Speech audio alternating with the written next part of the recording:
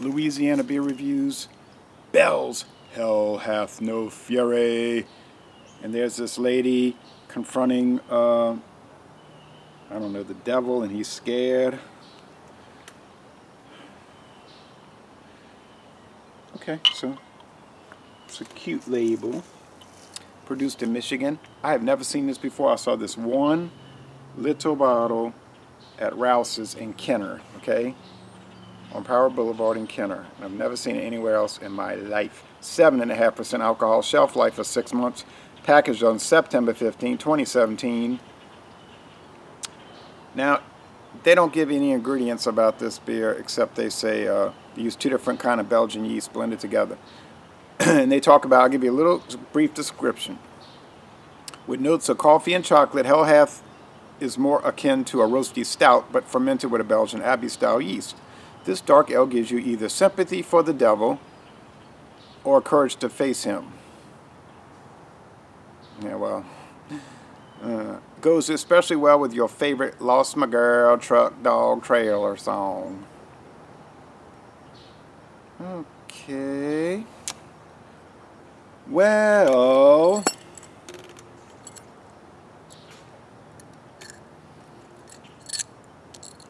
I just had a rice beer before this review, and it was called Louisiana Lager, and it tasted like a Belgian style beer more than any kind of rice beer I ever had.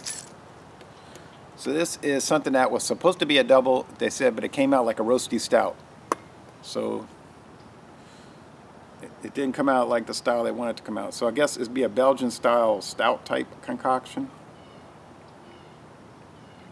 Here in this warm weather. Warm December weather. Black. Black. The world is turning black. Black. With light brown highlights.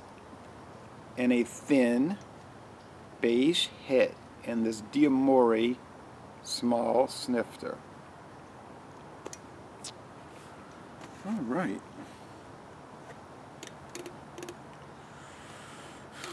Here we go. It is very roasty, chocolatey, coffee-like. I was thinking maybe even licorice and black cherry. Amazing to get all that in that first little sniff, but I got it. The first little whiff. Oh, man. Now, did I bring my notes out here? I can't remember. I don't think I did. Doesn't matter because there weren't many. Beer Advocate saying it's a 76 out of 100. They don't like it. Not very much. Rate Beer saying 95 out of 100. And what they say in the style? 98 out of 100. So they're saying like world class, outstanding to world class. And Beer Advocate saying, it's good. And to me a 76 would be like it's so-so. But anyway, I don't think the price was much. $1.49, something like that for a single. Oh, that's roasted.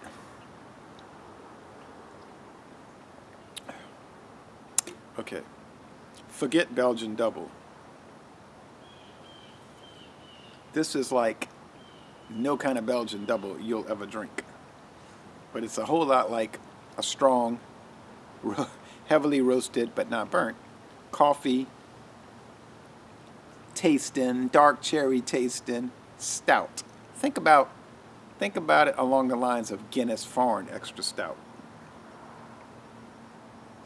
And take the idea of a Dubbel and throw it away.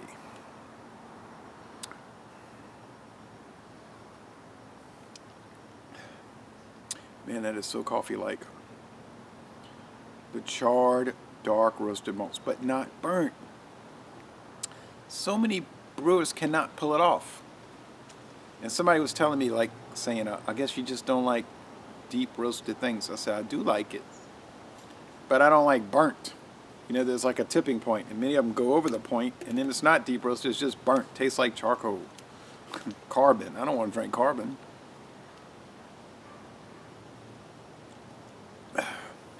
The mouthfeel's not so heavy though. It's nearly a porter-like mouthfeel, I have to admit. They say it's a seasonal. I gotta say, this is way better than the Expedition Stout. This is way better than the porter. And this is way better than that, what is that, double cream stout with the little swirl? It looks like a swastika. Sorry, but that's what it looks like. All right, anyway, this is like a top-notch humdinger.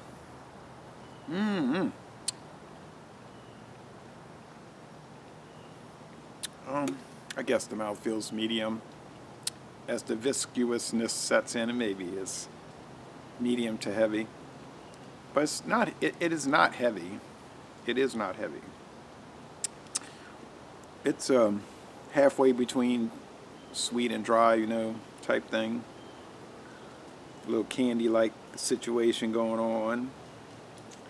A la licorice.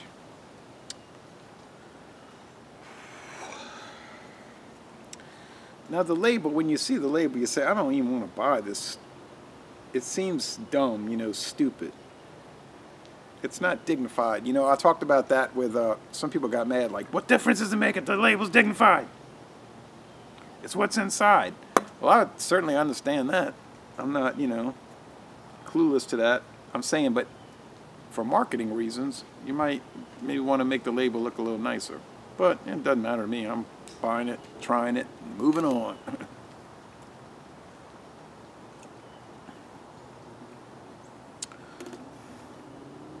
But this was a nice experience. I'm going to give it a really high rating on Beer Advocate and Rate Beer, I have to tell you right now. It's just so almost like savory. It's such an exceptional stout. Where this 76 is coming from, I don't know. I can't understand that. I can't wait to read. Now, Greg's beer reviews, I watched his, mostly listened to it, but I watched it, or I played it, whatever you want to say it, and he said it was a 9 out of 10. 90. I'm going to say 95 out of 10. Almost said 96. You can make that argument. 95 out of 10? No, 95 out of 100. 9.5 out of 10. Okay, we can, you know, we can express these fractions in many ways. Many ways. What are the complaints? What are the detriments? What's wrong with the product? Nothing. And I mean nothing.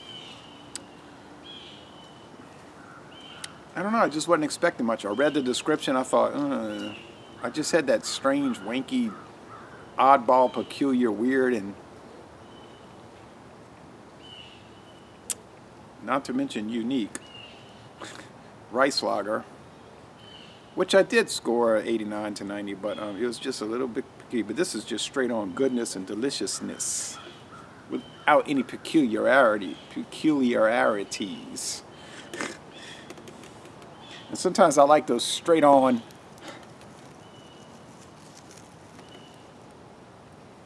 you know, straight on, to the point, awesome beers. And as it warms, that aroma is just dynamite. Dynamite! Okay, so laissez le bon temps rouler. And I'm going to end this review by saying, y'all come on down to southeastern Louisiana. I beg you to buy this beer. I implore you. I just insist.